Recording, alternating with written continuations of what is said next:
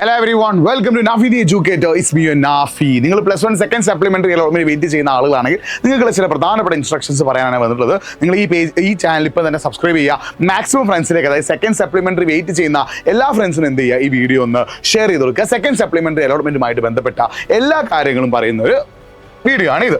അപ്പോൾ ശ്രദ്ധിച്ചോ, എന്താണ് സെക്കൻഡ് അലോട്ട്മെന്റ് എന്ന് പറഞ്ഞാൽ വിവിധ അലോട്ട്മെന്റുകളിൽ അപേക്ഷിച്ചിട്ടും അലോട്ട്മെന്റ് ലഭിക്കാതിരുന്നവർക്കും ഇതുവരെയും അപേക്ഷ സമർപ്പിക്കാൻ അല്ലെങ്കിൽ അപേക്ഷ നൽകാൻ കഴിയാത്തവർക്കുമാണ് രണ്ടാം സപ്ലിമെന്ററി അലോട്ട്മെന്റ് ജൂലൈ 9, അതായത് ഇന്ന് രാവിലെ 10 മണി മുതൽ കൊടുക്കാൻ പറ്റും. അതായത് ഇതുവരെ ഒരു അലോട്ട്മെന്റിൽ അപ്ലൈ ചെയ്യാത്ത ആളുകൾക്കും ഇനി അലോട്ട്മെന്റ് അപ്ലൈ ചെയ്തിട്ട് സീറ്റ് കിട്ടാത്ത ആളുകൾക്കും എന്ത് ചെയ്യാം, സെക്കൻഡ് സപ്ലിമെന്ററി അലോട്ട്മെന്റിൽ അപ്ലൈ ചെയ്യാം. അപ്പോൾ ഏതൊക്കെ സ്കൂൾ അപ്ലൈ ചെയ്യാനുള്ളതിന്റെ വേക്കൻസി ലിസ്റ്റ് ഇന്ന് രാവിലെ 9 മണിക്ക് എന്ത് ചെയ്തിട്ടുണ്ട്, HSCAPന്റെ വെബ്സൈറ്റിൽ വന്നിട്ടുണ്ട്. അപ്പോൾ ഇന്ന് രാവിലെ 9 മണിക്ക് നിങ്ങൾക്ക് എന്ത് ചെയ്യാം, HSCAPന്റെ വെബ്സൈറ്റ് കയറിയാൽ നിങ്ങൾക്ക് എന്ത് കാണാൻ പറ്റും, ആ ഒരു വേക്കൻസി ലിസ്റ്റ് അവിടെ കാണാൻ പറ്റും.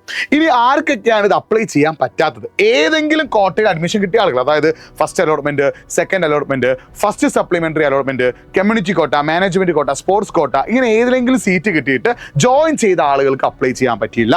പിന്നെ അത് മാത്രമല്ല, നോൺ ജോയിനിങ് ആയവർ, അതായത് നിങ്ങൾക്ക് ഫസ്റ്റ് അലോട്ട്മെന്റോ സെക്കൻഡ് അലോട്ട്മെന്റോ തേർഡ് അലോട്ട്മെന്റോ അല്ലെങ്കിൽ പിന്നെ ഫസ്റ്റ് സപ്ലിമെന്ററി അലോട്ട്മെന്റിലോ കിട്ടിയിട്ട് നിങ്ങൾ സ്കൂളിൽ പോയിട്ട് ജോയിൻ ചെയ്തിട്ടില്ലെങ്കിൽ, നിങ്ങൾ നോൺ ജോയിനിങ് ആണെങ്കിൽ നിങ്ങൾക്ക് എന്ത് ചെയ്യാൻ പറ്റില്ല, അപ്ലൈ ചെയ്യാൻ പറ്റില്ല. പിന്നെ ഏതെങ്കിലും കോട്ടയിൽ പ്രവേശനം നേടി TC വാങ്ങിയിട്ടുള്ള ആളുകളാണെങ്കിൽ നിങ്ങൾക്ക് എന്ത് ചെയ്യാൻ പറ്റില്ല, അപ്ലൈ ചെയ്യാൻ പറ്റില്ല. അപ്പോൾ 3 കൂട്ടം ആളുകൾക്ക് സെക്കൻഡ് സപ്ലിമെന്ററി അലോട്ട്മെന്റിന് അപ്ലൈ ചെയ്യാൻ സാധിക്കില്ല.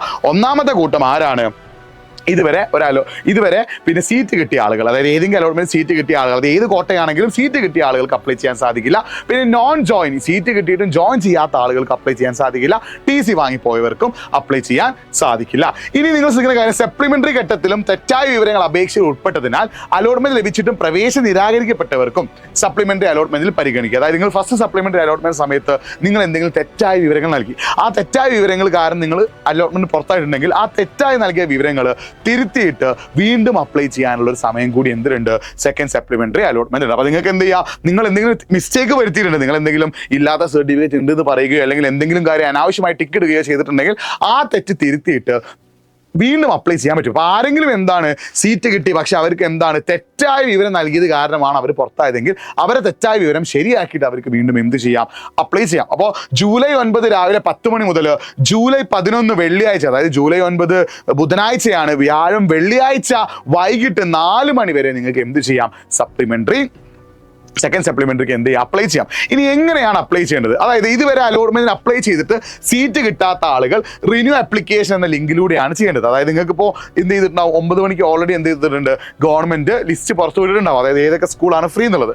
ആ ഫ്രീ ഉള്ള സ്കൂളിലേക്ക് നിങ്ങൾക്ക് എന്ത് ചെയ്യാം, റിന്യൂ ആപ്ലിക്കേഷൻ എന്ന ലിങ്ക് കൊടുത്തിട്ട് ആ സ്കൂളിലെ സീറ്റിനനുസരിച്ച് നിങ്ങൾക്ക് എന്ത് ചെയ്യാം, അപ്ലൈ ചെയ്യാം. ഇനി ഇതുവരെ അപ്ലൈ ചെയ്യാത്ത ആളുകളാണെങ്കിൽ ക്രിയേറ്റ് കാൻഡിഡേറ്റ് ലോഗിൻ ക്ലിക്ക് ചെയ്തിട്ടാണ് നിങ്ങൾ എന്ത് ചെയ്യേണ്ടത്, നിങ്ങൾ യൂസർ നെയിമും പാസ്വേഡും ക്രിയേറ്റ് ചെയ്തിട്ട് അതുവഴി നിങ്ങൾക്ക് എന്ത് ചെയ്യാം, അപ്ലൈ ചെയ്യാം. അപ്ലൈ ചെയ്യുന്ന ആളുകൾ ശ്രദ്ധിക്കുക, നിങ്ങൾക്ക് ഗവൺമെന്റ് എന്ത് ചെയ്തിട്ടുണ്ട്, വെബ്സൈറ്റിൽ ഓരോ സ്കൂളിലും നിലവിലുള്ള സീറ്റ് വിവരങ്ങൾ ലഭ്യമാക്കിയിട്ടുണ്ട്.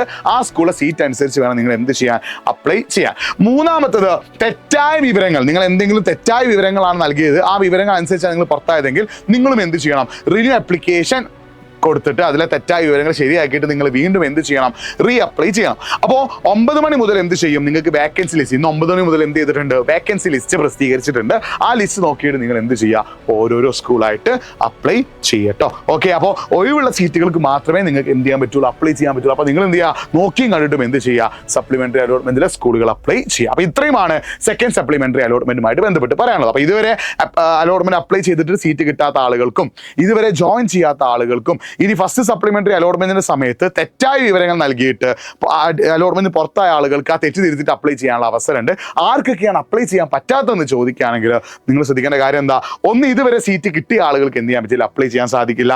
നോൺ ജോയിനിങ്, അതായത് നിങ്ങൾ സീറ്റ് കിട്ടി നിങ്ങൾ പോയി ജോയിൻ ചെയ്തില്ല, അവർക്ക് എന്ത് ചെയ്യാൻ സാധിക്കില്ല, അപ്ലൈ ചെയ്യാൻ സാധിക്കില്ല. TC വാങ്ങിയ ആളുകൾക്കും അപ്ലൈ ചെയ്യാൻ സാധിക്കില്ല. ഓക്കെ, അപ്പം ഇത്ര അപ്ഡേറ്റ്സിനായിട്ട് നമ്മൾ നാഫി ദി എഡ്യൂക്കേറ്റർ എന്ന യൂട്യൂബ് ചാനൽ ഒന്ന് സബ്സ്ക്രൈബ് ചെയ്ത് വെച്ചോ, മാക്സിമം ഫ്രണ്ട്സിലേക്ക് ലിങ്ക് ഷെയർ ചെയ്തോ. മറ്റൊരു വീഡിയോ ആയിട്ട് വീണ്ടും കാണാം. It's me Nafi signing off. Bye.